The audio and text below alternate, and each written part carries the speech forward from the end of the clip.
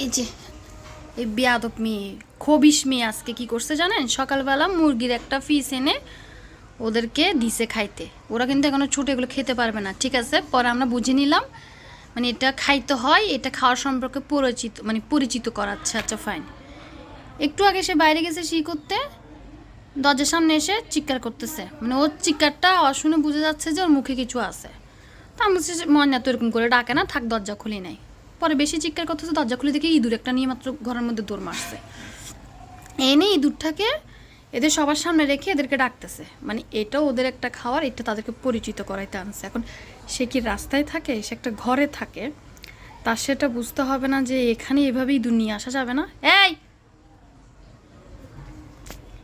এই এই পচা কাজ করবার কেন করস?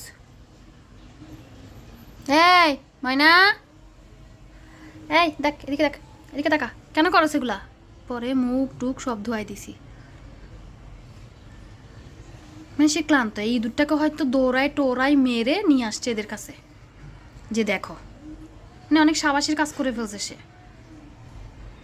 এই দেখি এদিকে তাকা, তুই এদিকে তাকা, তুই আমার দিকে তাকা, আমার দিকে তাকা, আমার দিকে তাকা, আমার দিকে তাকা, আমার দিকে তাকাতি, আমার দিকে তাকাতি, এদিকে তাকা। এই মহিলা, এই এই আমার দিকে তাকা, আমার দিকে তাকা। বাবুরা উঠো, উঠো, মজা খাবে না, উঠো, মজা খাবে না, কেউ মজা খাবে না, শেষ শেষ, মজা খাইতে হবে না, শেষ, মজা খাইতে হবে না, মজা খাইতে হবে না, উঠো। লেচুরগুলো আবার সবাই চলে যাচ্ছে, ও রাগ করে ফেলছে, চলে যাচ্ছে।